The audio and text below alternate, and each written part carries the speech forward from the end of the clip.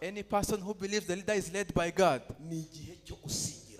this is the time to receive in your life. It's the time to receive in your life. Amen. Amen. Amen. Amen. There are very many promises we have. God has spoken to us in mountains. He spoke to us in dreams. He spoke to us when we were praying in some sacred places. His promises he said to us in the church. Those promises are coming to pass today. They are coming to pass in this time. In this time, your God, my God, is going to pass what he has said with me. The fullness of the promises is coming to pass.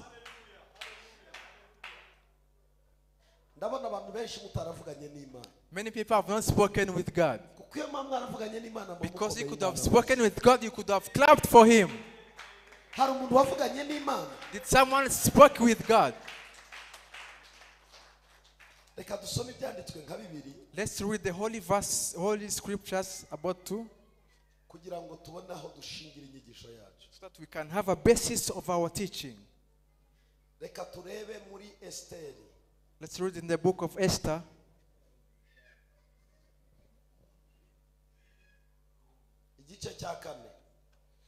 Esther chapter 4. Chapter 4 verse 13 and verse 14.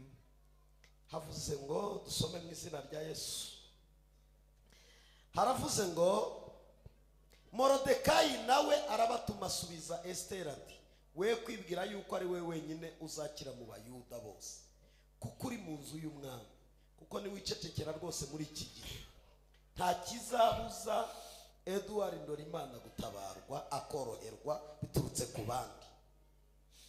Then Mordecai commanded to answer. Ndagira ngo Abayuda ndaza kugira ngo nawe uri umuyuda kandi iyi nkuru iravuga ku Isiraheli ariko uyu munsi iravuga kuri twebwe twateranye. This read is saying to Israelites, but today it is speaking to us. Ndagira ngo iyi nkuru ndize kuba iy'abana iri yawe.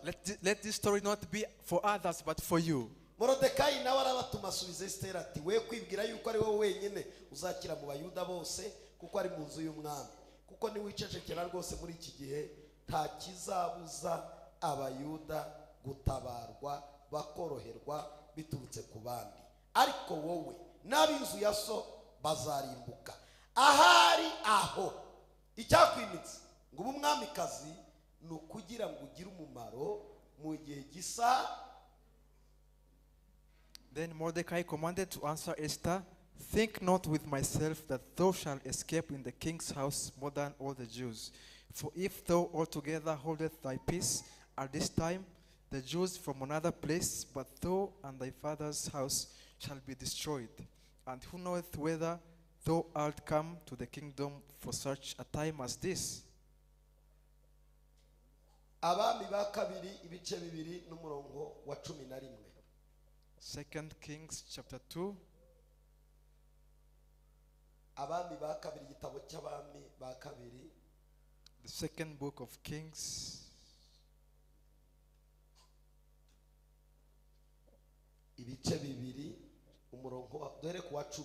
Eliya aramusubiza ati uransaba ikiruhije cyane. Icyakora numbona ngigukurwaho birakubera bityo. Ariko nutambona siko biri bube. Bakigenda baganira haboneka igare ry'umuriro n'amafarashi y'umuriro irabatandukanye. Nuko Eliya ajyanwa mu ijuru muri serwakira. Elisa bibonye arataka ati data wabere Isiraheli amagare n'amafarashi. Nuko ndiyongera kumubona ukundi maze afata umwambaro we awutanyaguramo kabiri atoragura n'umwitero Eliya ataye asubirayo ageze ku ngombe ya Yorodani arahagarara yenda wa mwambaro Eliya ataye awukubita amazi aravuga ati Uwiteka Imana ya Eliya irihe. Amaze gukubita amazi yigabanyamo kabiri amwe ajya ukwayo ayandi ajya ukwayo. Elisa irakarambuka maze babana b'abahanuzi b'i Yeriko bari bamwitegeye bamubonye baravuga bati umwuka wa Eliya uri muri Elisa, nuko baza kumusanganira bamugezeho bamwikubita imbere. Amen. Amen. And he said, Thou hast asked a hard thing. Nevertheless, if thou see me when I am taken from thee, it shall be so unto thee. But if not, it shall not be so. And it came to pass, as they still went on and talked, that, behold, there appeared a chariot of fire and horses of fire, and parted them both asunder. And Elijah went up by a whirlwind into heaven. And Elisha saw it, and he cried, my father, the chariot of Israel. But the horsemen therefore, and he saw him no more. And he took hold of his own clothes and rent them into pieces. He took up also the mantle of Elijah that fell from him, and went back and stood by the bank of Jordan. And he took the mantle of Elijah that he fell from him, and smote the waters, and said, Where is the Lord of God of Elijah? And when he also had smitten the waters, they parted hither and thither, and Elisha went over. And when the sons of the prophets which were to view at Jericho saw him, they said, The spirit of Elijah doth rest on Elisha. And they came to meet him, and bowed themselves to the ground before him. And they said unto him, Behold now, there be with thy servants 50 strong men. Let them go, we pray thee, and seek thy master, lest peradventure the Spirit of the Lord hath taken him up, and cast him upon some mountain, or in some valley. And he said, Ye shall not send.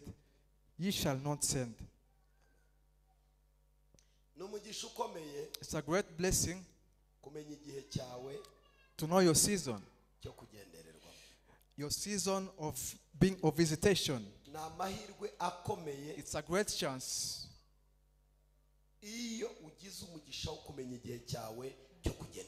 when you get to know your season of visitation. Our God igendera ku ruziga ikoresha kuvuga ngo nzongera nkugarukeho. Ijambo rya nzongera nkugarukeho no kuvuga ngo iratambuka ikagenda ikagaruka. It's our God is a God of merry-go-round. He comes to you this time, and also he passes, but he'll come back again another time. N'umugisha ukomeye kuba yaje ukabimenya. It's a great blessing that he came and you knew it. Na mahirwe atabonekera it's a rare chance for God to know, for God to come and you know it. And then he came and you meet him face to face. When you meet him, things change. When you meet him, the difficult become possible. When you meet him,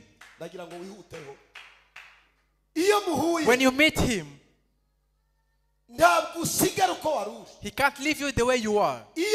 When you meet him, everyone knows that you have met him.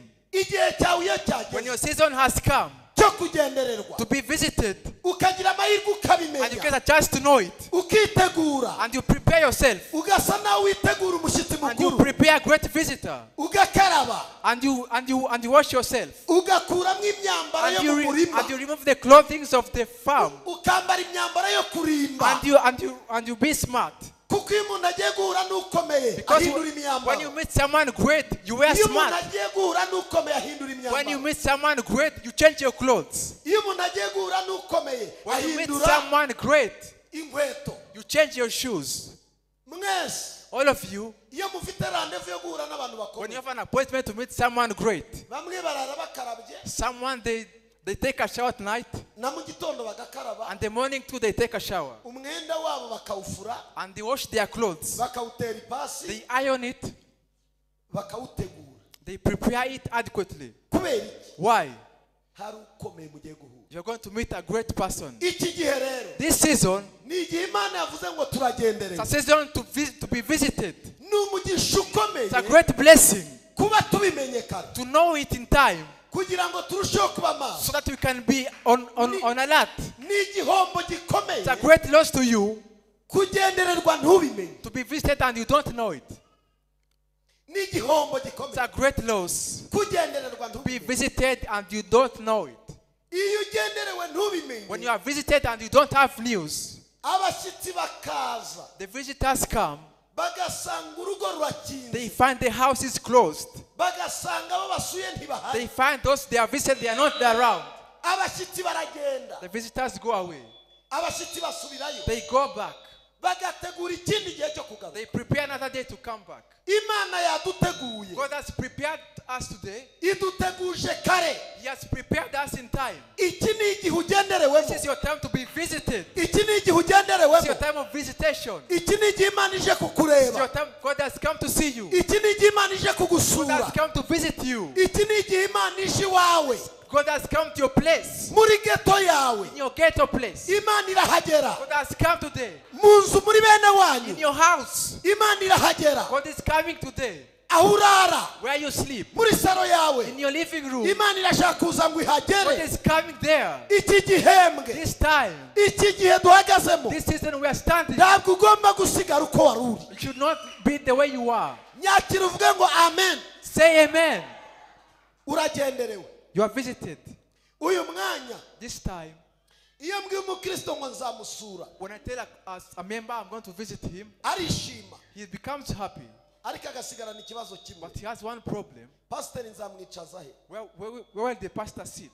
nzamugaburira iki What will I offer to him? ese anywa iki What does he take? agasigara yibaza uko He azanyakira has so many questions about how you receive me. umunsi wo kujyayo ugera yiteguye cyane The day of coming, he is ready. dore icyo imana ishaka kubabwira Let me tell you what God wants to tell you. tegura umutima wawe Prepare your heart. kuramo akajagari Remove everything, every confusion. kuramo ibindi birimo uteguremo imana Remove yawe everything and prepare a place for God. bwira umutima wawe ngo umutima wanjye imana Tell your heart, iratugendereye my heart, God has visited us. mutima wanjye iki ni igihe cyo This kugendererwa is our n'imana time of visitation. Tell your heart. mutima wanjye iki ni igihe cyo gusurwa My n'ijuru heart, this is the time to be visited by God. itegure Prepare yourself. itegure Prepare yourself. itegure Prepare yourself. itegure mutima Prepare yourself, my heart. haleluya Hallelujah. muri maso Are you awake? muri maso Are you awake? ntabwo nifuza ko imana izavuga ngo nzongera nkugarukeho I don't want God to say I'm coming next time.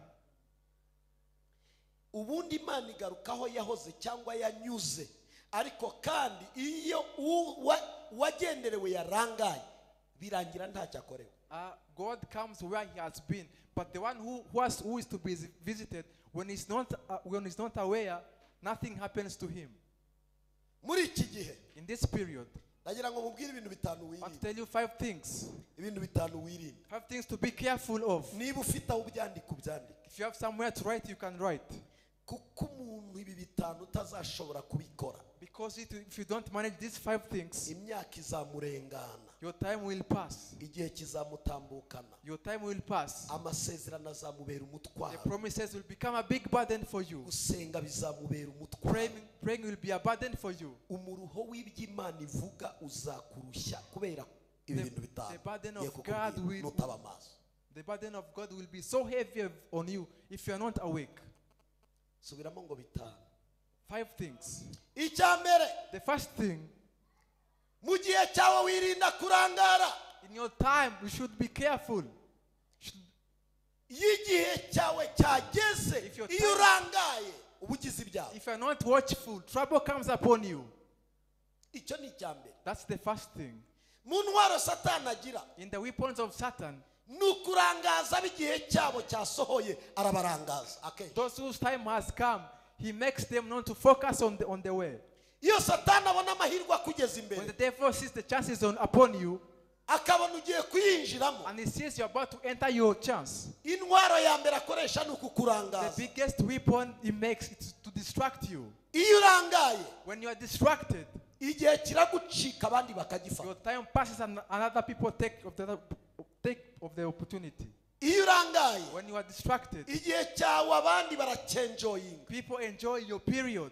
igihe cyawe abandi baragiprofita People profit your time. igihe cyawe abandi baragifata People take hold of your time. bakakibamo They enjoy that period. bakakibyaza umusaruro They make profit of your time kubera kurangara because of you are distracted. mbaho urugero rwa bugufi I give you an easy example. inkuru ya yakobo na esawu ni inkuru The nziza story of Jacob and Esau is a good story. Esawu yatwawe ubutware atwarwa n'umugisha kubera uburangazi.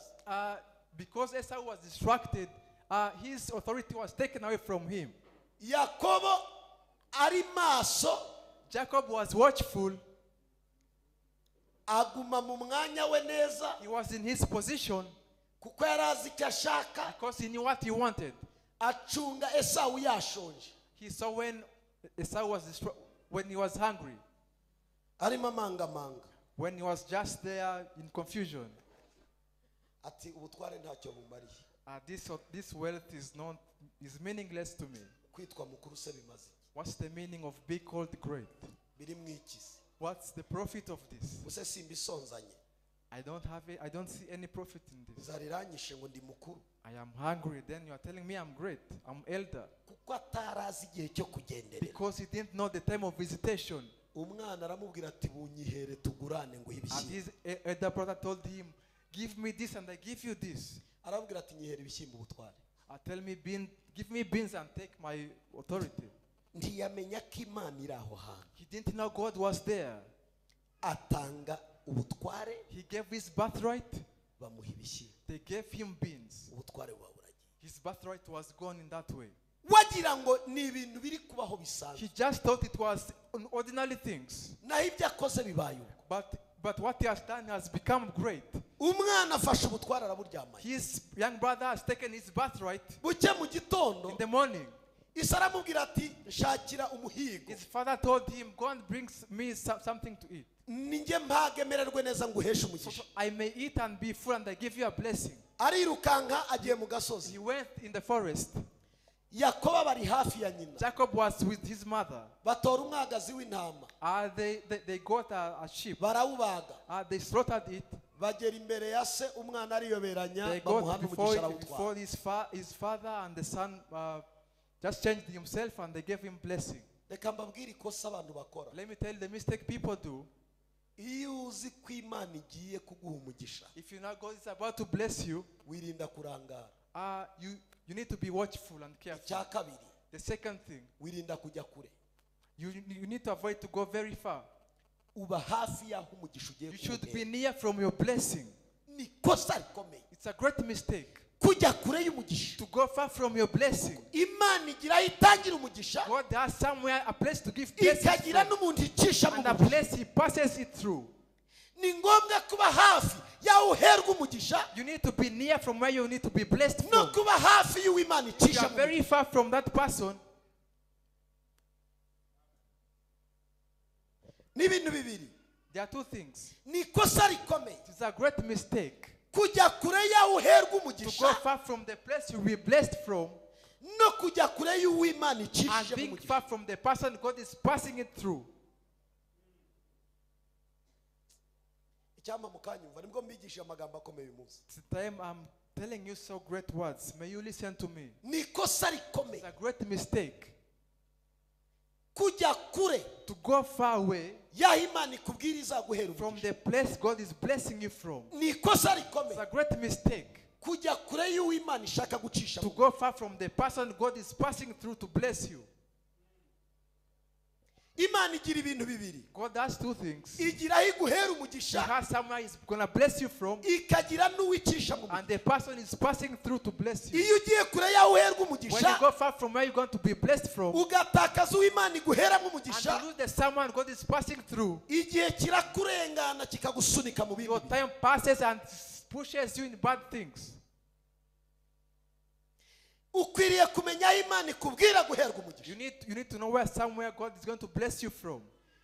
Aho Imana ikubwira guherwa umugisha ukwiriye kuhitaho cyane. You need to focus on the place God has told you He's going to bless you from. Umunyamasengesho w'ukuri A good intercessor, amenya aho Imana izamuhera he umugisha. knows where God is going to bless him from. Umukristo umaze gukizwa adafite A akajagari good Christian without confusion, amenya aho Imana imubwira he izamuhera knows umugisha. where God is going to bless him from. Icya kabiri, The second thing, abantu bose nubwo buzuye isi Even though people are full in the world, ntabwo bose bazakubera umugisha. they are not going to be a blessing to you. Nubwo Imana ibera aho hose Even icyarimwe, though God is all, everywhere at the same time, ntabwo hose ariho uzaherwa umugisha. you not be blessed from the same place. Ugomba kumekinga sure ko aho hantu You need ari to Imana make sure izaguha that you umugisha. are the place where God is going to bless you from. Ukwiriye kumekinga sure ko uwo muntu ariwe uzaboneraho You umugisha. need to make sure that person you receive a blessing from him. Aha harimo iki rero? What can you get from this? Harimo icyo bita kumenya amakuru. To get the news, to be Iyo aware. dusenga tumenya amakuru. When we pray, we get the news. Niyo nzaherwa umugisha, We're going to be blessed from. umugisha wanjye uzaca muri iyi. My blessing will pass from this person. Ni muri inde nzaherwa umugisha. From whom we're going to be blessed. Aho nzaherwa umugisha ni he? Where am I going to be blessed from? Ibyo bintu uko ari bibi, Those two things. ukwiriye kubyitaho You cyane. need to take care of them. Amen. Amen. Amen. Hallelujah. Rero reka mbabwire ikintu gikomeye. Let me tell you the great thing. Ni ikosa rikomeye It's a great mistake kujugunya umuntu ubonye uwo ari we wese ntumenye ngo uyu muntu kubera iki Imana imbuje nawe. to throw away every person you see and you don't ask yourself, Because why has some God comment- brought this person to me? Umuntu wese muhuye Every person you meet ukabona yinjiye mu buzima bwawe, and he enters into your life, baza Imana impamvu z'uwo muntu. ask God the reason of that person. Menya uwo ninde, Know the reason. Know who that person uyu is. muntu ninde ku Who is buzima that bwawe. person in your life? Uyu muntu Mana unyereka ko mbona aza ninde. God, this person you are showing me, who is he? Mwanyumvishije neza? Do you hear me well? Aburahamu mu gihe cye Abraham during his time, ari munsi y'igiti cy'umwera, when he was under the tree of that tree, kuva mu gitondo yari munsi y'igiti asenga. from morning he was under the tree praying. Abahisi n'abagenzi bagenda The people who are batambuka passing by, they could see him praying. ngo bigeze ku gicuza After they nzabigisha. finish university, I'm going to pay for them. Icya kabiri The second thing, aramubwira ngo ubwishingizi bwabo n'ubwawe ninjye buzabazwa. count me your insurance and your Hari insurance of your ibirenge children. byari byahageze. There are footsteps that have come to his place. Ukwiriye kubera amaso ibirenge uhura You need nabyo. to be watchful of the footsteps that Ntabwo come to abantu you. bose uhura n'abari abarozi Not n'abagome everyone gusa. you meet is a witchcraft. Harimo abantu bafite ibirenge byiza, Some people have good footsteps. harimo abantu bafite ibirenge Some byiza. people have good footsteps. Kangura umutima wawe, Open your heart. kangura ibitekerezo byawe. Awaken your heart and your mind. Abantu uhura nabo harimo abafite The umugisha people wawe. you meet, there are people who have your blessing.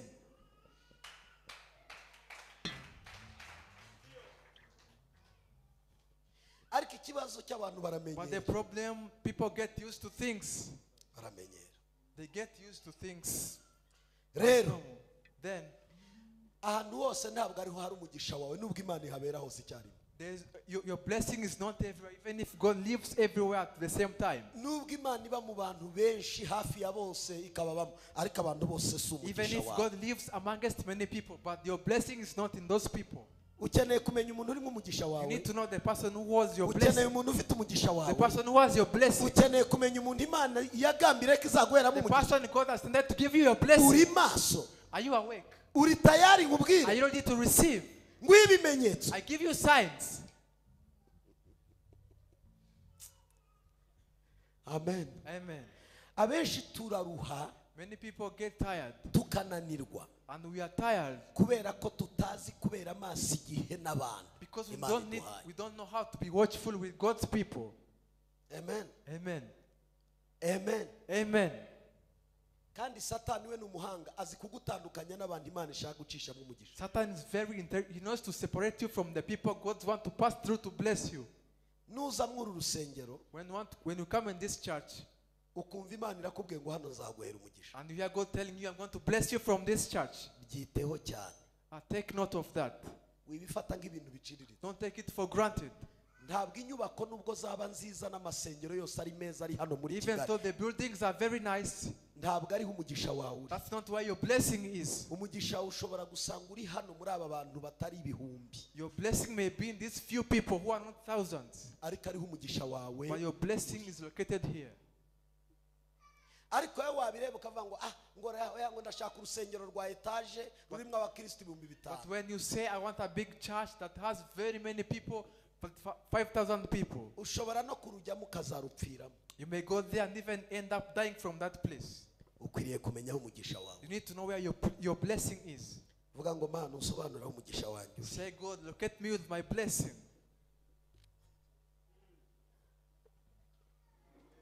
twasomye inkuru ya Eliya na We Elisa. read the story of Elisha and Elijah. Umunsi Eliya yahuye na Elisa. The day Elisha met Elijah, Elisa yari umuntu uraho Elisha was just someone who is there, w'umutunzi, a very wealthy person. afite byose, So had so many things. ari umworozi, He was someone with so ari many umukungu, animals. He was very rich. ahingisha. He had so many farms. Harya izi mashini zitwa tractor mu cyongereza. Tractor. Tractor. He had so many tractors that could till up the land. Umurumva ari umukene se. Do you hear? Was he poor? Bahura na Eliya afite umwitero. They met Elijah with a cloak. Eliya nta nzu yagiraga, Elijah didn't have a house. nta n'inka yagiraga, He didn't have a cow. nta n'imashini He zingana, didn't have a machine to till the land. nta kintu na kimwe usibye umwitero yari He afite. didn't have anything apart from the cloak. Arawumunagira, He threw it to him.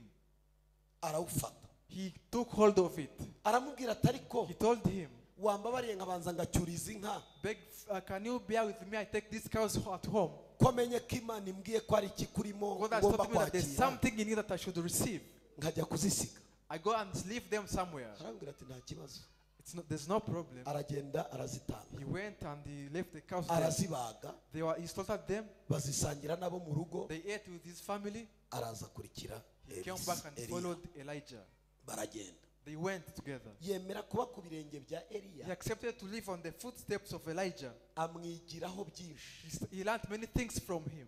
Bararana mu gasozi, They spent together many nights in the mountain. bakamanuka bakajya i Gilugari, And they went to Gilgal. bakazamuka bakajya i Shilo They went to gusenga, the mountain to Shiloh to pray. bakazamuka imisozi ya Yerusalemu They went mountains up Jerusalem to pray. bashaka Imana. They were looking for God. Nimutekereze nk'abantu bize, Think about people who have learned. kubona umugabo utaye inka, Seeing a man who has left his cows. ataye imashini He zihinga, has left his tractors. akurikiye umuntu birirwa bakatana nta He's gihembo, following someone who is just there. ajya mu mutwe w'abahanuzi, He went to the head of the ajya mu ishuri prophets. ry'abahanuzi. To the school of prophets. Bibiri iratubwira ngo igihe Eliya yendaga kujyanwa mu ijuru, The time Elijah was about to be taken to heaven, bari bamaranye imyaka irenga 10, they spent 10 years together. nta gihembo amuha, No gift, nta shimwe, no thanksgiving, nta offering, gusubira iwabo, no going back to his home, yirirwa amukurikiye gusa, just following him. aho araye akaba ari harara, Where he spends the night, he spends yabyuka there together. bakabyukana, When he wakes up yagenda together. bakajyana. When he goes together. imyaka 10 irashira, 10 years of nta faranga, no money. ariko dore icyo yari acuruza, But what was looking yari at, azi ko muri Eliya ariho hari he knew in umugisha, Elijah there was something in yari him. azi ko muri Eliya ariho hari amahirwe, There was a blessing in Elijah. icyo yari ategereje cyari igihe What gusa, was waiting for him is the time. icyo yari ategereje wari umunsi, He was waiting for the day. yari azi ko umunsi Eliya The day azagenda, Elijah would go to heaven. Elisa azasigarana Elijah umwitero, would take the cloak. yari azi ko umunsi Eliya The day azagenda, Elijah would go to heaven. ubuzima bwe bwose azabusigarana, He would remain with his yari azi life. ko umunsi Eliya The azagenda, day Elijah would go to niwe heaven. muhanuzi uzasigara wa He would Isiraheli. remain the only prophet in Iyo Israel. uzi icyo When you ushaka know what you want, ntabwo ufata icyo ubonye, don't take what is. iyo uzi icyo When you know ushaka what you want, ntabwo ufata icyo ubonye, don't just take what you see. wihanganira gutegereza Ah, cyane iyo uzi ko ari icyo Imana yavuze aho when you hantu, know God has said something about you, cyane iyo uzi ko ari icyo Imana yavuze kuri uwo when you muntu, know God has said something about that person, ukwiriye kubera amaso you need to be watchful. ibyo bintu. Those things. Hari abandi bana b'abahanuzi barenga 50 There are other sons of prophets, about 50 of them. bahoraga bagirira ishyari Elisa, They were envious of Elisha. habera atari kuriya nawe yirirwa agendana na bosi That mukuru wa- someone walks to every day with Elijah. igihe cyose iyo umuntu afite uburyo aba hafi y'umuyobozi, Every time you get an opportunity to live with the leader, burya hari abatabyishimira, some people are not happy of it. agashyari kakaza, They are envious. gutwaza pasiteri ishakoshi gusa, Helping the pastor with his bag. burya hari abo birya, Some people are normally hurt by that. ariko isakoshi ya pasiteri uriya niwe wayigize wagira ngo yarayiguze, It's like he bought that bag for him. Is he the only one who can carry it? abo bana niko bari bameze 50 Those children b'abahanuzi. were like that. They were about 50. Dore icyifuzo cyabo, This was their prayer. bashakaga ko igihe Eliya azaba agiye They wanted that the time Elijah goes, aribo bagomba kuba muri ayo mahirwe. they should remain in that blessing. Elisa bibera amaso, Elisha was watchful. aravuga ati sha muri 50 You are about 50. njyewe ndi umwe, I am one. ariko ubwinshi bwanyu But your numbers, ntabwo they buzandangaza. don't scare me. They don't ubwinshi distract me. bw'abandwanya Your numbers, ntabwo they buzandangaza. don't distract me. ubwinshi Your bw'abangaya numbers, ntabwo buzatuma ntakaza icyo nahawe. they don't make me to lose ubwinshi what I've been given. bw'abatanyemera Your numbers, ntabwo buzatuma ntakaza icyo nemerewe. they don't make me to lose what I've been given. abera amaso igihe He cye. was watchful during his time. elisa aba maso. Elisa was watchful during his time. eliya aramubwira ati elisa Elijah told him, Elisha, sigara ngiye stay i Be- here. I'm going. ndazamutse ngiye i beteli. I am going up to Bethel. uwiteka arantumye. God has sent me there. aramubwira ati uzi ko nkubaha. You know I respect you so much. urahiye uwiteka n'ubugingo I bwawe swear to you, God, with my life, sinsigara. I don't remain here. aramubwira ati wamara amaje Are you serious? turajyana. We are going together. go baka tugende Let's go. tugende. barazamuka They baragenda. go up together. ngo bageze i When beteli they went to Bethel, arongera aramureba he looked at him. aramubwira ngo elisa Elisa, sigara stay back here. uwiteka arantumye God is sending me ngo ngende there. ngiye ariko. I go to Jericho. aramubwira ati yewe databuja My urahiye father, uwiteka imana yawe I swear to n'ubugingo my bwawe God with my life, sinsigara. I don't stay here. ngo baragenda He went. bageze i yeriko When they go to Jericho, hari ishuri ry'abana b'abahanuzi there was barenga a full mirongo of itanu. prophets, about 50 of them. baramubwira ngo he elisa They told him, Elisha, wamenya amakuru you know the news. wamenya uko bimeze. You know how things are. uyu munsi Today, shobuja aragukurwaho Your father is going to heaven. aragenda he's going to heaven. arabwira ngo ye Yes. ndabizi I know. ariko But nimuceceke if you keep icyo quiet, nshaka ndakizi. that is what I want. baramubwira ati shawe elisa You, Elisha, nubwo bimeze even gutyo if things are like that, nujyana nawe if you go with him ukambuka yorodani and you cross Jordan, uzagaruka ute. how will you come back?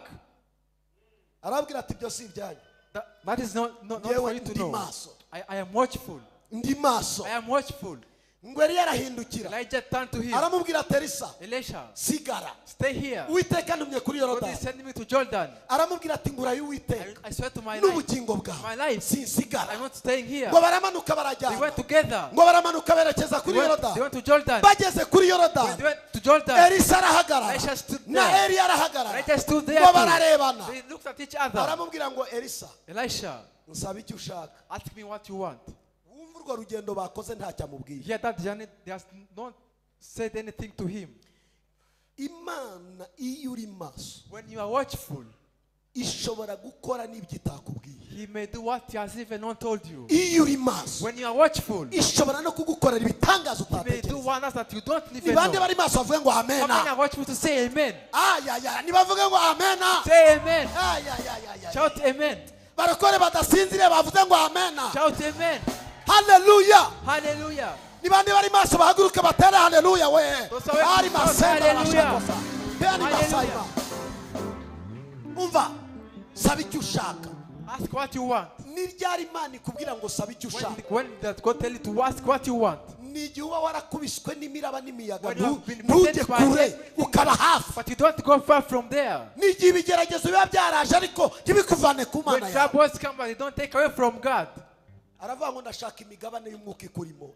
umwuka ndashaka imigabane ibiri y'umwuka ukurimo. I want the portion of the Spirit that is in you. aramubwira ngo uransaba ikiruhishe. That's the very difficult thing. ndaguha kondisiyo. I'll give you a condition. nukomeza undeba. If you see me, nukomeza if undeba. you see me, nukomeza if you undeba. see me, nukomeza undeba. you see me, nukomeza undeba. you see me, nukomeza ureba imana. see God, nukomeza uhanze amaso if you imana. see God, nukomeza ureba imana. focus on God, nukomeza ureba umusaraba. focus on the nukomeza cross, ureba kristo. focus on hari Christ, icyo tugiye gusingira. you receive something. ngo bambuka yorodani ariko cross eliya Jordan. akubise mu mwitero. They cross Jordan. ngo bageze hakurya ya yorodani. When they go to the other side of Jordan, bageze mu butayu. when they go to the ngo desert, haza umuyaga wa they serwakira. came a very great, a wild wind. urahuha. A wild wind came. urahuha. A wild wind came. ibyatsi birazamuka. The grass grew imicanga up. The irazamuka. sand went up. ngo biraza bikajya byiyahura mu They maso ya came in the elisa. eyes of Elisha. aravuga ngo nubwo umuyaga waza Even though ndakomeza the wind ndeba. come, gahunda namenye ko ari I have ukureba. the program. ngo maze muri uwo muyaga In that wind, haza mu igare riri muri there came a serwakira. chariot.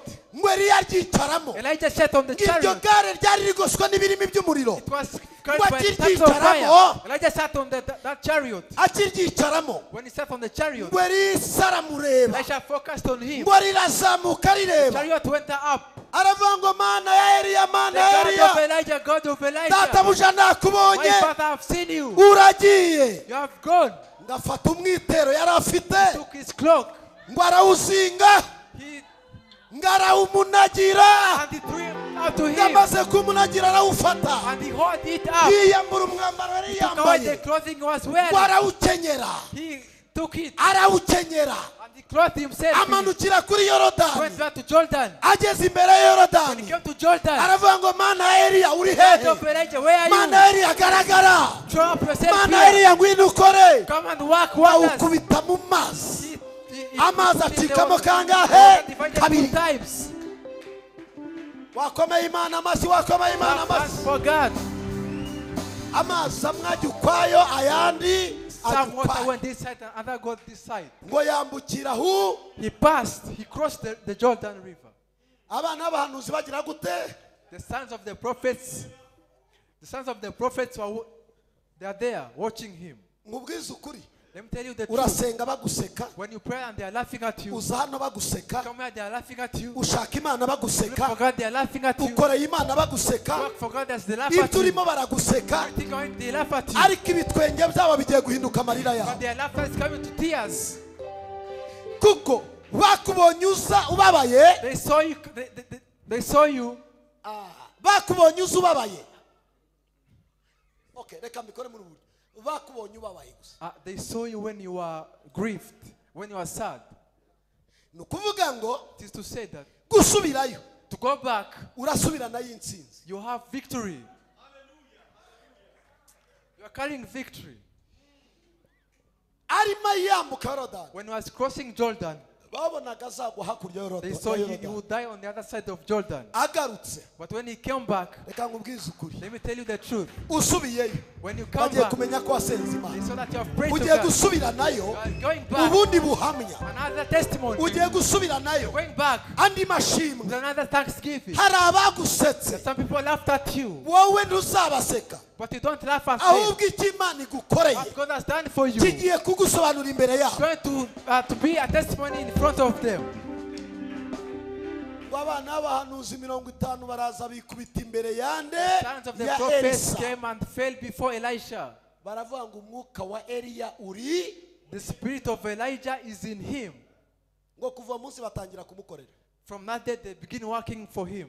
ukwiriye kuba maso You need to be watchful. wikangwa n'amagambo bakubwira So you don't need to be shaken by the words they wikangwa tell you. n'ibiganiro byariya hanze Don't be baguhera shaken hano by the words they tell you outside here. ibiganiro byabo ni iby'akanya gato Yeah, ariko icyo imana igiye gukora ni iki gihe They are kirekire. for a period, but what God is doing is for a lifetime. umva ikindi kintu ugomba kwitaho This is something you need to take care of. nirukange nsozi Let me hurry up as I end up. iyo imana igushyize mu gihe cyawe When God puts in your time, itegura abanyabibazo uzakiza it's going to prepare people with problems that you're going to be a solution to. ntabwo ushyirirwa mu gihe kugira ngo winezeze You are not put in some time to be happy within that period. ushyirirwa mu gihe kugira ngo ukize abandi You are put in a period to save others. imana igiye kuguha akazi keza God is giving you a good job. imana igiye kuguha urugo utatekerezaga He's ko giving you wabona a good house that you have never imana igiye imagined of. kugutereka ahantu utarotaga ko Blessing wabona you a place you have never hari seen intebe before. y'icyubahiro imana igiye kukwicazaho It's going to sit you at a place of honor. hari urwego imana igiye It's kukuzamura taking you to a next level. ariko iri guhereye kugira ngo uzakize bene To wanyu save your people. iri guhereye kugira ngo uzafashe abandi To save your people. To help others. igihe cyose imana ishaka gukiza abandi When God is going to Iba- save some people, ibanza gukiza umwe He saves one first. kugira ngo akize abandi So as He may save the rest. twasomye inkuru yande Which story did we read? si ya esiteri twasomye The story tubana of ku Esther. musozo esiteri imana iramuzamuye imwicaje ibwami God raised Esther and she sits at the king's place. ariko itangazo ryica abayuda naryo ryamanitswe But also announcement to kill the Jews has been raised. umva ibintu imana igiye gukora Two things God is doing. ugiye kuzamuka You're going to be raised. ariko imibereho ya bene wanyu nayo igiye kuba mibi But the life of your people is going to be bad. dore rero icyo imana ikugirira Look ikakuzamura why God has raised you up. ni ukugira ngo bene wanyu bari mu mibereho mibi ubagirire akamaro So- nta imana izana umucunguzi imana yawe ni imana iza ku munota wanyu banza yikiyerekana bagutereranye ikagaragara, batacyumva ibyo bagomba gukora, Imana ishobora kugira ikikora. Amen. Ubukwe buragenda buba bwiza, umuntu arazagura amafanta, aguriye amahene, barabaga, nkajya ndeba ibintu bari kuzana, bagaburiye abantu nka 600, kajya ngira ngo bwira yabzanga, akamubwira ngo nturi Imana, turacyafite gutegereza Imana yacu, nubwo utabyemera iyo ibasha guca n'ahandi. Iyo uri maso nduterwa ubwoba n'abakwanga, n'abagusuzugura, n'abatumva ijambo ryawe, n'abatemera ko Imana yagutabara, nubwo itaca muri bo yaca n'ahandi, yaca n'ahandi. Amen, amen, amen. Nta kizabuza abayuda guta.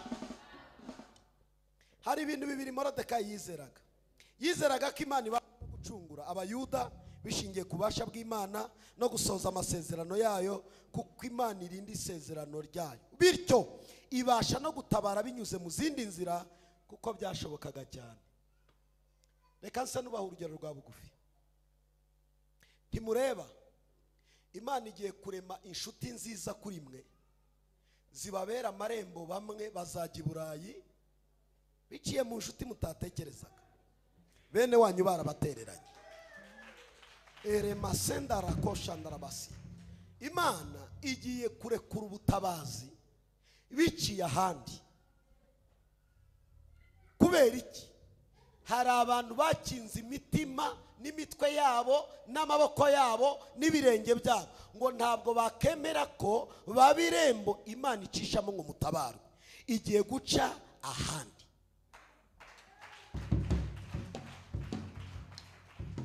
Hari umusore Imana abwira ati wa musore we, dore uwo mukobwa ni uwawe, twara uwo ngo niwe wawe nguhaye. Ngo ya Mana, ngo uyu mukobwa arakennye, nta kazi afite, ngo nta n'amafaranga agira. Imana iramubwira ati dore umugisha wawe ni uwo mukobwa, uwo fata, uwo ni umurongora, uzaba ujyanye umumarayika, uzaba ujyanye umucunguzi, uwo ubona n'imigisha yawe iryamyemo. Umusore abirebye aravuga ati umva nkubwire Mana, naragukoreye, naraye amajoro, natereye imisozi, ntiwampemba gutyo. Irangije iramubwira ngo urabyanze?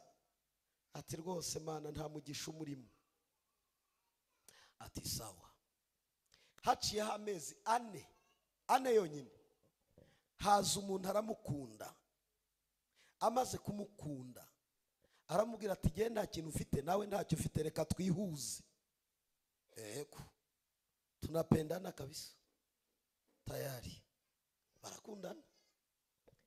Amezi 4 haza umuntu akunda wa mukobwa, ni umugore, aravuga ngo wa mukobwa we, ndabizi ko nubwo ufite ubukwe ariko nkuzi na mbere ukorera Imana, hari icyo nkwemerera, ndagutwara i Burayi.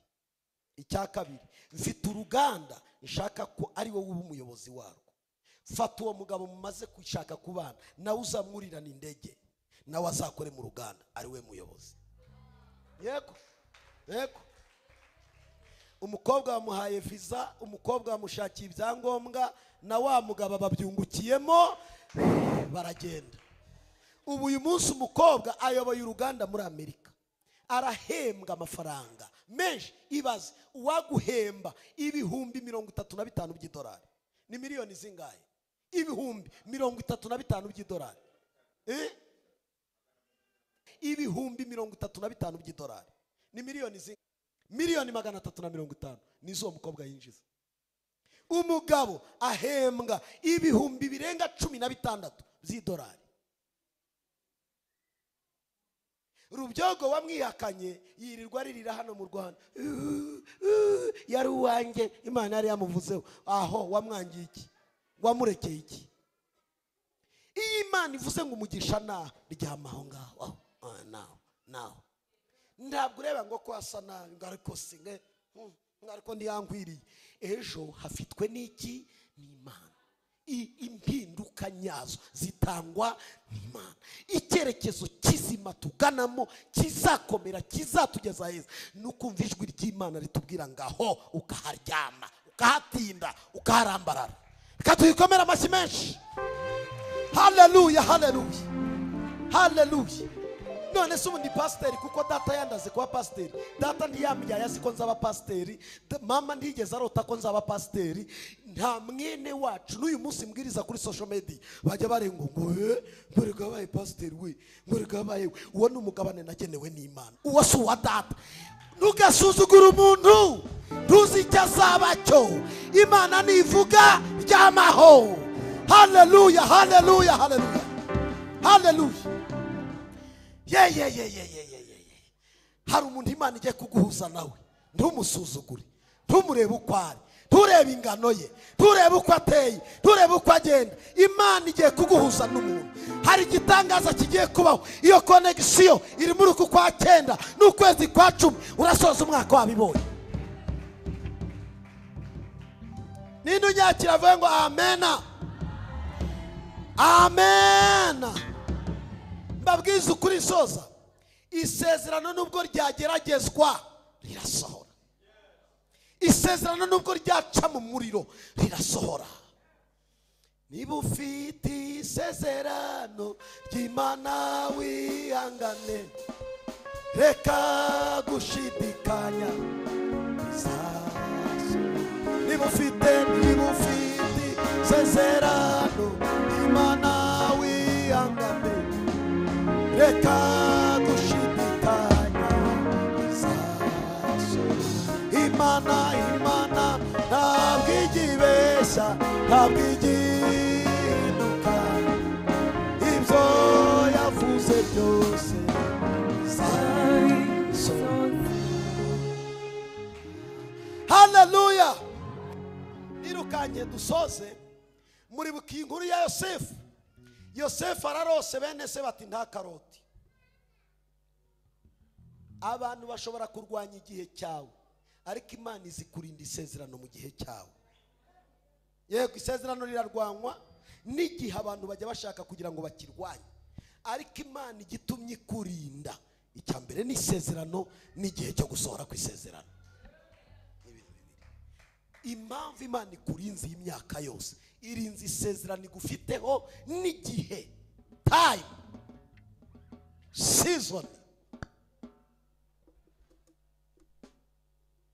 Iyi niyo season ba Yosefu mugiye kwicara ibwami. Iyi niyo season ba Esteri mugiye kwicara ibwami. Iyi niyo season iby'Imana yakuvuzeho bigiye kuzura. Ngorera kuri uwo muntu mubwire ngo iby'Imana yakuvuzeho bigiye kuzura. Mumbwirire yewe abyumve cyane. Iki nicyo gihe iby'Imana yakuvuzeho bigiye. Amen. Murabizi ukuntu bene se bavuze ngo sha reka tumugurishe tuzarebe uko bizagenda. Hari igihe njya nibaza umuntu ukurwanya kurwanyiriza iki, ko nawe atari wowe. Erega ararwana n'isezerano Imana yakuvuzeho. Abantu bakurwanya bararwana n'Imana. Reka nongere mbise abadukurikiye mu byumve, n'ukurwanya wese ararwana n'Imana yawe. Kandi umva mbabwize ukuri, ntabwo azagushobora. Yakujugunye mu rwobo uruvamo, aguteza ibyago urabisimbuka, acukura urwobo uruvamo, aracukura urabisimbuka. Yagerageje kugukubitisha inguba urabisimbuka, yagerageje kukwicisha urabisimbuka. N'uyu munsi uracyariho, n'uyu munsi uracyariho, n'uyu munsi uracyariho. Umva rero, aho Imana yavuze ugomba kuhagera. Nyakira uvuge ngo amen. Yosefu baramugurishije, ngo bamaze kumugurisha baravuga tuzarebe maze, tuzarebe maze, tuzarebe maze. Ariko Imana se wayigurisha? Bwira uwo muntu ngo Imana ntigurishwa, kuko abantu bibeshya ko bakugurisha baba bakugurishanyije n'Imana yawe. Hari ikintu bataroga, Imana ntibayiroga. Iyo iri muri twebwe ngo turya n'ibyica ntacyo, niko bigenda. Duca mu mazi ariko nta imiriro ntabwo idufa. Yosefu aca mu muriro, aca mu mazi n'amasezerano, aca mu nzu y'imbohe n'amasezerano. Ngo umunsi umwe ava muri gereza aba umutware, igisonga kwa Farawo. Mujya musoma izo nkuru, reka mbabwire uko byasoje. Itangiriro 45 dusengera. Wahaguruka ku maguru yawe tugiye gusenga. Itangiriro 45. Haguruka tuhasome. Fata Bibiliya yawe, iri jambo ni iryawe.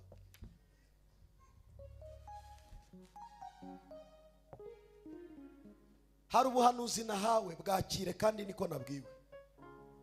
Hari umuntu uri hano witeguye kwakira ubuhanuzi? Abantu bagiye kongera kukumenya, icyo ni cyambere. Wari waribagiranye mu bantu ariko bagiye kongera.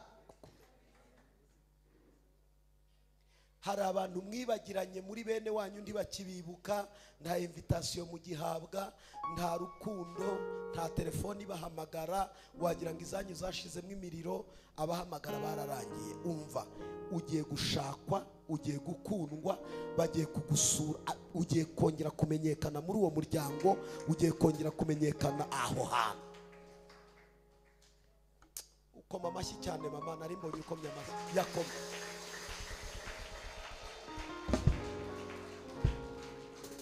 Yosefu hirya y'imyaka irenga 17 bene wabo baramwibagiwe. Ndagira ngo nkubwire, nukuzwi nta wagukunda, nta n'uwakwitaho. Ariko Yosefu kumenyekana, yamenyekanye yicaye he? Ibwami. Dore uko ugiye kumenyekana, unyumve neza, ugiye kumenyekana mu ntebe nshya, mu cyubahiro gishya, mu mwanya mushya, mu cyerekezo gishya, ahantu hashya. Pereza ndaramashakora. Ntabwo ugiye kumenyekana wambaye ubusa, tugiye kumenyekana uri umuntu uciriritse. Nkubwiza ukuri, hari nabo ugiye kuzajya urebera mu kirahure muri miruwari yikiza y'imodoka. Ndebera umuntu gusa kuzamenyekana utwaye, bakajya baguhengereza uri mu modoka. Ese hari nyirabyo byakira avuga ngo amena cyane. Njye sigaye mpamagarwa n'abana twiganye muri primaire, kandi primaire maze imyaka 20 kuva 98 97 nibwo narangije primaire. Mwumva imyaka ishize ningaye 26. Ubu basigaye bampamagara ngo twakubonye. Iyo twakubona gute wo kabyara? Abo n'abana twiganye primaire. Ego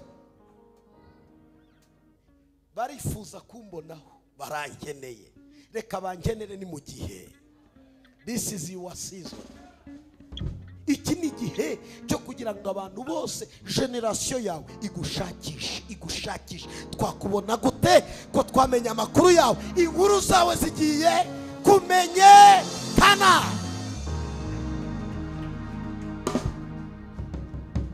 Yego ndabona muri iki gihe mbwara abantu bagiye kugira biro zabo. Kora kuri uwo muntu umubwire ngo biro. Okay, vuga ibiro basi mu Kinyarwanda. Vuga ibiro basi. Vuga ibiro byawe. Ibiro byawe yewe harabana. Yewe munyakire. Ni mwakire ibiro byanyu. Yemwe mwabayobozi mwe, ni mwakire ibiro byanyu.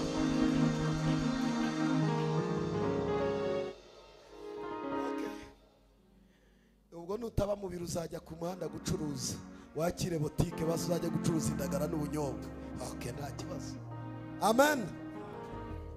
Rero Bibiliya iratubwira ngo ku gice cya 45 Itangiriro, Yosefu ananirwa kwiyumanganya imbere yabo bari bahagararanye bose, ahubwo avuga cyane ati, nimusora abantu bose bambise.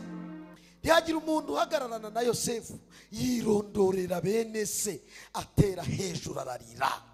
Abanyegiputa barabyumva, aba mu nzu ya Farawo barabyumva. Yosefu abwira bene se ati, ndi Yosefu, nubwo mwari mwaranyishe ndacyariho. Nubwo mutifuzaga ko inzozi zakuzura, zaruzuye. Nubwo mutifuzaga ko nabaho, ndacyariho. Nubwo mutifuzaga ko ibyo Imana yavuze byakuzura, zaruzuye. Karabibwiye. Nubwo bari baramujugunye, baje bamusanga. Ugiye kugarukirwa. Garukirwa mu izina rya Yesu. Bibiliya iratubwira ngo Yosefu abwira bene se ati, ndi Yosefu, data aracyariho. Bene se bashaka icyo bamusubiza kirabura. kuko bahagaritswe imitima no kuba imbere ye. Yosefu abwira bene se ati ndabinginze nimunyegere nubwo mwangiriye nabi. Baramwegera aravuga ati ndi Yosefu mwene so mwaguze ngo njyanwe muri Egiputa, none ntimubabare ntimwirakarire yuko mwangurishije ngo nzanwe ino, kuko Imana ariyo yatumye mbabanziriza ngo ngize ubugingo bwanyu, ngize ubugingo bw'abantu. Inzara imaze imyaka 2 mu gihugu, hasigaye indi myaka 5 batazahingiramo ntibasaruriremo, kandi Imana yatumye mbabanziriza ngo ibabesheho mugire icyo musiga mu isi, ibarokoze gukiza gukomeye. Nuko none simwe mwanyohereje ino, ahubwo ni Imana. Umva, ikibi bagukorewe uzakiguranure mu icyiza, ubugome wakorewe uzabuguranure, uzabirebemo umugambi w'Imana. Ibyo wakorewe bibi, ibyo nibyo bigiye gutuma Imana ikugirira neza. Nibaza bagusanga uzababwira ngo Imana yemeye ko mukora ibi, dore ibyo yakoze, yasoje icyagambiriye. Rima sendreba. Bibiliya iratubwira ku murongo w'8, nuko none simwe mwanyohereje ino, ahubwo ni Imana. Kandi yangize nka se wa Farawo n'umutegeka w'urugo rwose n'umutware w'igihugu cya Egiputa cyose. Nimwihute muzamuke mujye kuri data mumubwire muti umwana wawe Yosefu aratubwiye ngo, mubwire muti umwana wa Yosefu ngo tukubwire yuko Imana yamugize umutware wa Egiputa hose. Manuka umusange ntutinde, kandi uzatura mu gihugu cy'i Gosheni, umube bugufi, wowe n'abana bawe n'abuzukuru bawe n'imikumbi yawe n'amashyo yawe n'ibyo ufite byose, kandi ngo azakugererayo kuko hasigaye imyaka 5 y'inzara, we gukenana n'inzu yawe n'ibyo ufite byose. Kandi murirebera namwe na mwene mama Benyamini arirebera yuko ari nge ubyikuriye mu kanwa. Kandi muzabwire data icyubahiro cyanjye cyose mfite muri Egiputa, muzamubwire icyo mwabonye byose, kandi muzatebutse data mumuzane ino. Yosefu ahobera mwene nyina Benyamini, begamiranya amajosi bararira. Maze Benyamini aririra ku ijosi rya Yosefu, asoma bene se bose abaririraho. Nyuma bene se baganira nawe. Amen. Munyumve muhagaze, munyumve muhagaze, munyumve muhagaze. Ninde bariya bene se batekerezaga ko bazongera kubona Yosefu? Nimunsubize. Muri bene se hari uwatekerezaga ko azongera kubona Yosefu? Ntibari bazi ko byarangiye, ariko byari bitangiye. Yego, aho babonye byarangiriye niho bigiye gutangirira. Yego, ndagira ngo mbabwire ko Imana muri iki gihembwe dutangiye, Imana igiye kuzura ubuzima bwanyu, igiye kuzura imibereho yanyu, igiye kuzura. Nagize iyerekwa, nagiye kwerekwa, mbona ijuru rimanuka, mbona ikintu cyitwa, murabona iseneni nyinshi, seneni, mbona ibintu bimeze nk'imisanane. Imana irambwira ngo iki gihembwe kirimo umugisha ufatika mu buryo bugaragara. Ntabwo ari igihembwe cy'amasezerano, ni igihembwe cyo kwakira umugisha ufatika mu biganza byawe. Vuga ngo ngiye kwakira umugisha ufatika mu biganza. Yosefu arababwira ati mugende muzane. Reka mbabwire, umuntu wakugaburiye nawe ugiye kumugaburira, umuntu wakwambitse nawe ugiye kumwambika, umuntu waguhaye 5 wowe ugiye kumuha 10, umuntu waguhaye nawe ugiye kumuha mu izina rya Yesu.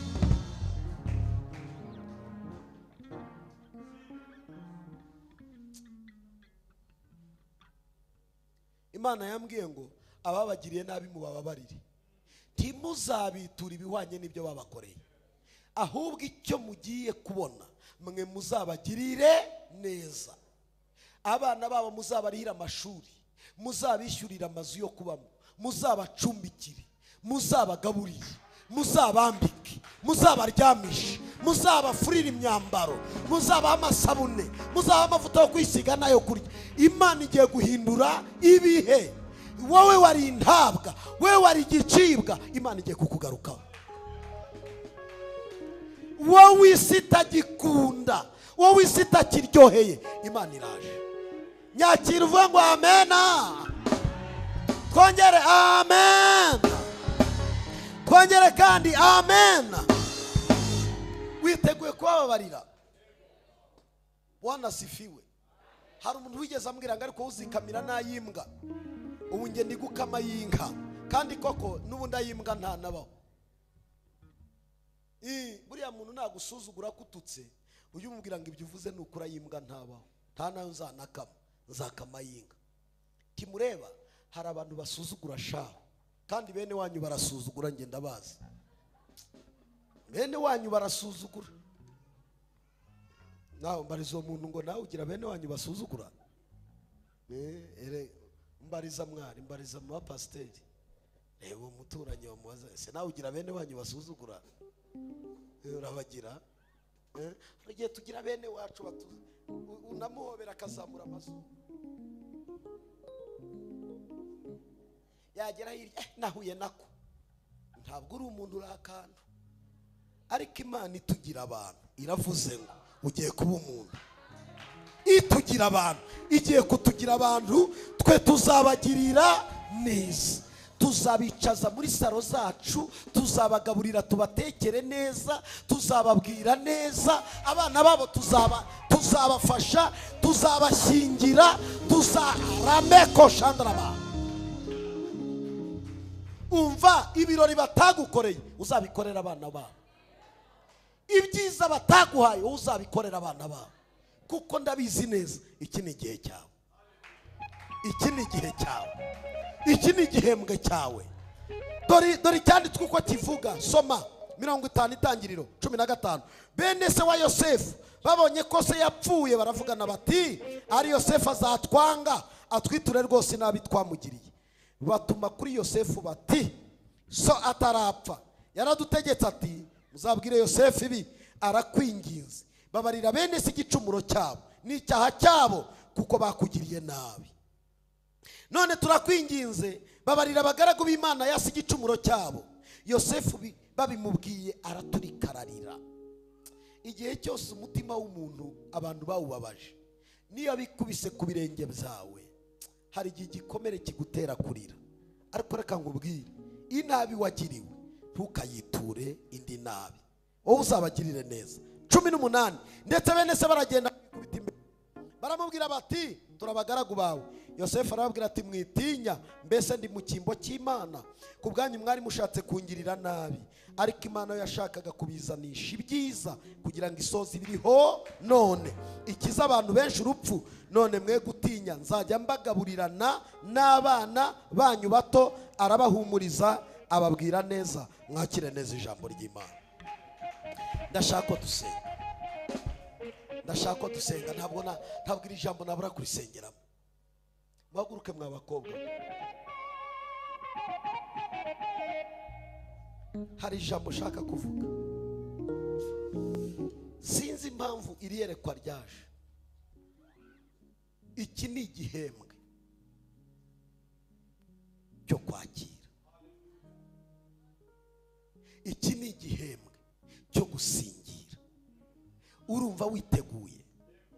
Nababwiye ibintu mugomba kwirinda, kandi mubyirinde rwose, ntukarangare, sibyo? Nabivuze ibi bintu ko ubyiteho. Navuze Mana yanjye, ibi bintu nabivuze nabitekereje, nabiteguye. Wirinde kurangara, umva, wirinde kuzerera. Kujya iyo ubonye jya hafi yaho Imana ikubwirira umugisha, jya hafi y'Imana ikubwiye ko ari umugisha wawe. Ikindi cya gatatu, menya aho Imana izaguhera. Mwahamenye? Icya kane, iyo Imana igushyize mu gihe cyawe, itegura abanyabibazo uzafasha, sibyo? Icya gatanu, Imana izatubaza igihe cyose twatakaje, twapfushije ubusa. Ako nari nagatarutse.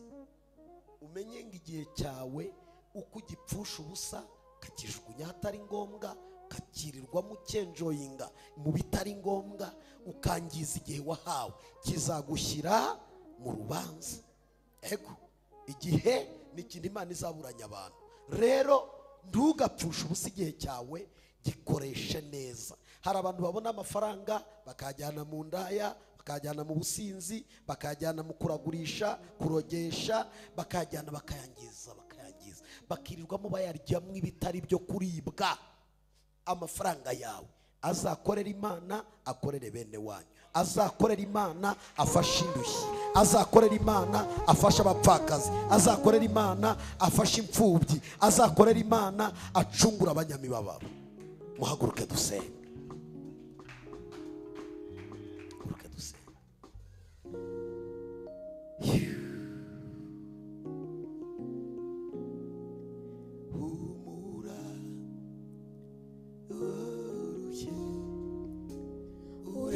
Korari fashe muri iyo ndirimbo, korari yadufashe. Witinya ibikugose, yakuremye irabishoboye.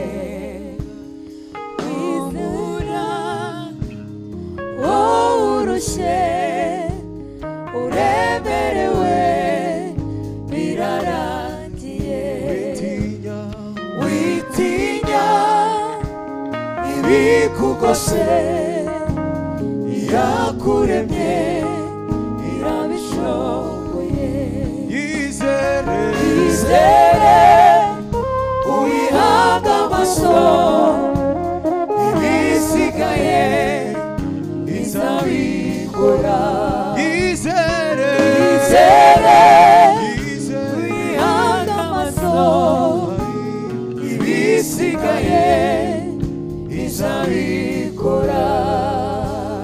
Nimukiganyire mwibaza iby'ejo, kuko iby'ejo bimenya Imana. Nimukiganyire mwibaza iby'ejo, kuko iby'ejo bimenya Imana. Mukomere mushikame, Imana yacu irakomeye. Mukomere mushikame, Imana yacu irakomeye. Mukomere mushikame, Imana yacu irakomeye. Gwino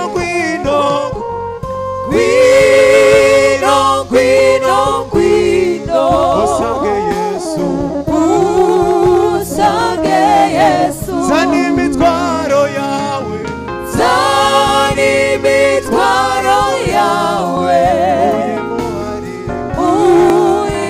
uyimuharire.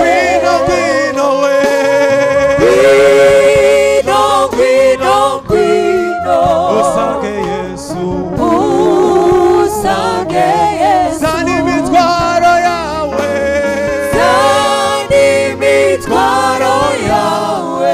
uyimuharire.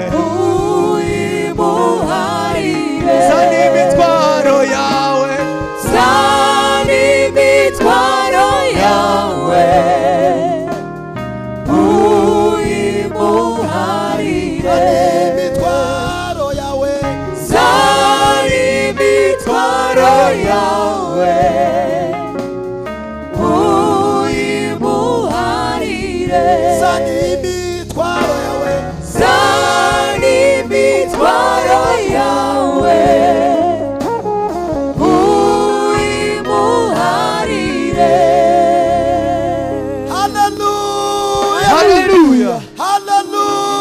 Hallelujah. Subiramo ngo Mwami Yesu, uyu munsi ntangiye igihembwe cyo kwakira, ni igihembwe cyo gusohora kw'amasezerano yanjye, ni igihe cyo kugendererwa. Mpa kuba maso, ndinde ibindangaza, bindinde, menyesha umugisha wanjye uri, menyesha umuntu ufite umugisha wanjye, kugira ngo hatagira ikindangaza Mana ndinda gupfusha igihe cyanjye ubusa, ndinda gupfusha igihe cyanjye ubusa, ahubwo ngikoreshe neza, ngikoreshe uko bikwiriye. Ibyumpa bikora umurimo wawe, bifasha abandi, bicungure benshi. Muri iki gihe ndasenze ngo umugisha ugiye kumba umbe kubabarira abambabaje, nzabagirire neza, bazabone kugira neza kose, nkiriho nabo babeho. Mana yanjye, abakomerekeje umutima wanjye bahe kurama, bahe kubaho, bazabone kugira neza kwawe ku buzima bwanjye, bazabone ungirira neza bakiriho. Nzafasha abana babo, nzabagirira neza, ntabwo nzabitura ibibi bampemukiye, nzabafasha muri byinshi, kandi ndishima kunsezeranya ibyiza. Ibihe byanjye maze mo ngeragezwa birarangiye, birarangiye. Ubutayu burarangiye, kurya ubusa birarangiye, gufata ubusa birarangiye. Mu izina rya Yesu, guhera none, guhera uyu munsi, hari ikindi gihe ninjiyemo, hari ikindi kirere ninjiyemo, hari urundi rwego ninjiyemo, hari izindi mbaraga ninjiyemo, hari ukundi kwakira, hari ukundi gusingira. Mu izina rya Yesu, uyu munsi, subiramo ngo uyu munsi ijuru riransuye, riransuye. Nakiriye abamarayika mu rugo rwanjye, haba muri geto ndabakira, haba mu nzu yagutse ndabakira. Iki gihembwe nakiriye ibintu bidasanzwe. Ninde ubyumva tele haleluya, yarutele haleluya.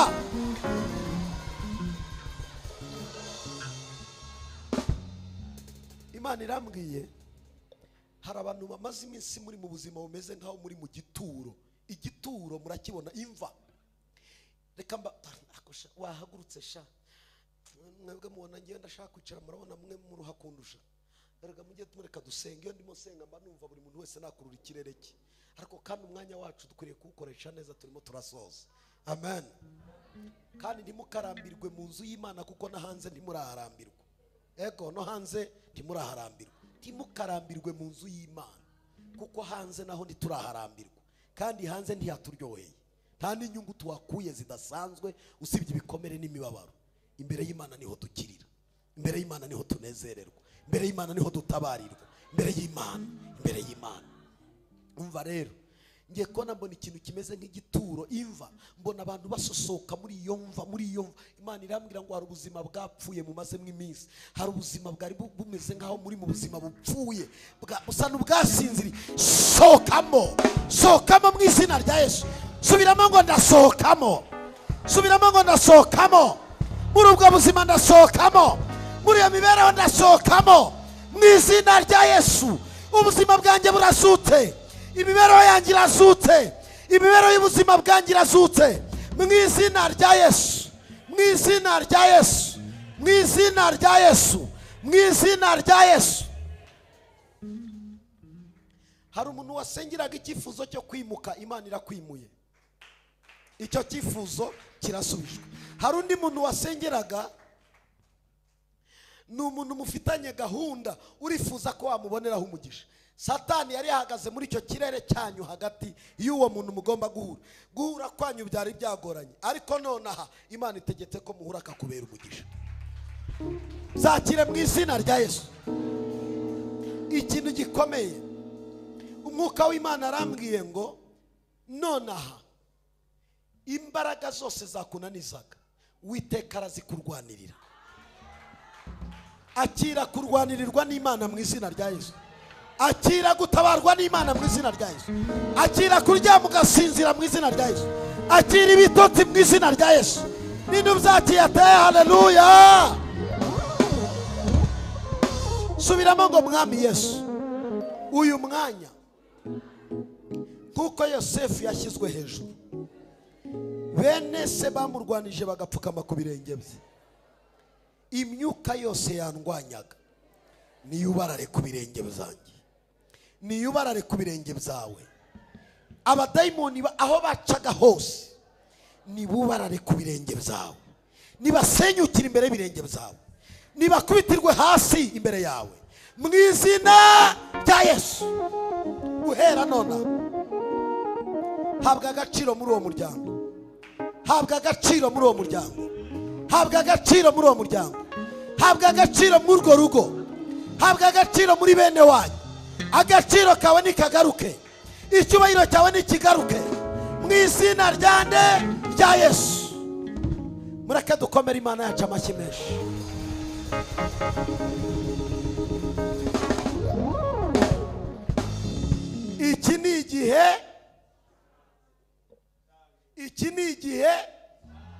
Iki ni igihembwe cyawe cyo kwakira. Amen. Murakoze, ndasoje. Imana ibahe umugisha. Tuzagaruka.